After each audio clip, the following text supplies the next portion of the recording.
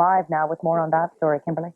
Well, a steady rain has been falling all day. It's still falling here in Cincinnati and in parts of Kentucky, adding to the floodwaters that have already killed 23 people and left thousands homeless. And Vice President Al Gore was here earlier today to witness firsthand the devastation. Vice President Gore's visit to Ohio's flood zone came as a reassurance to the people here that the federal government and the nation understand the magnitude of their losses. The entire United States of America will come together to help Cincinnati and the surrounding areas on both sides of the river to recover from this flood. But that's little consolation to victims in places like Newtown, just east of Cincinnati, where residents were evacuated overnight. This morning they woke up to chest-high water. Everything we've got now is going to be gone. We've worked so hard for everything that we've had. After seeing the water engulf his house, Charles Pridemore says he's ready to get out. I want to move to higher ground for good, I guess. I don't like it too much. Pretty hard on everybody around here. This happened pretty fast. Nobody could really get prepared for something like this one. Main Street is also drenched. This restaurant owner saved some furniture but lost everything else. It makes you sick to know that you can't really do anything about it.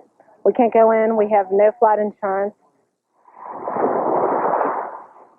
But one thing these victims can do is help each other.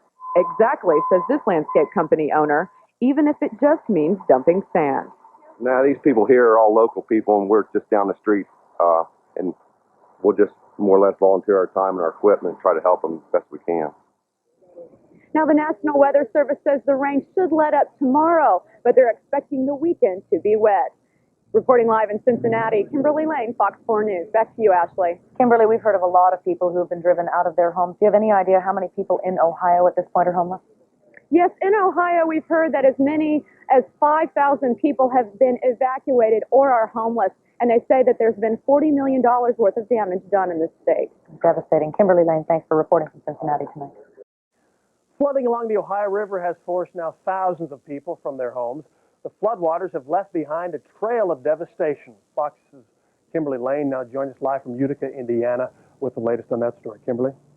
Well, Steve, this flood obviously is the news story of the month. And the people, even in small towns along the river that have been swallowed, have been excited to have the president, the media, the world pay attention to them. But now that it's been a week and all of this water still here, reality's seeping in. For the 500 to 600 people in Utica, Indiana, the adrenaline rush and shock of surviving the flood is ebbing. Now it's back to the daily grind, and it's not fun. I told my husband the other day, we were driving past the mall, and I said, these people are out shopping and my house is underwater. I said, their life just goes on as usual. They have no idea what we're going through. Tiffany Neiman's house is so drenched, she thinks the insurance company will probably just demolish it. And the thought of rebuilding is suffocating. If it wasn't for having 2 kids, I would probably be devastated and be in a bed crying right now, but you got to keep on going.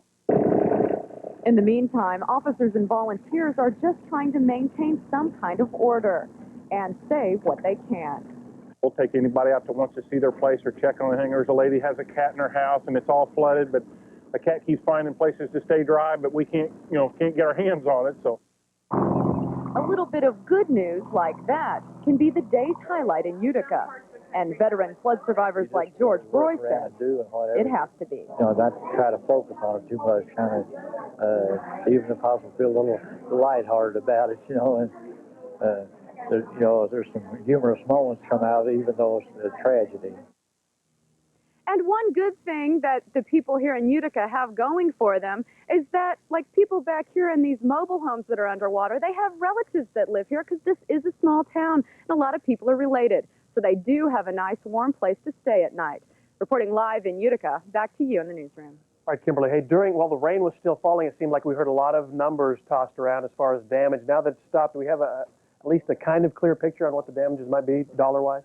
Right. The latest figures from the government say that for the whole area of Ohio, Kentucky, and Indiana that it's going up into the hundreds of millions of dollars.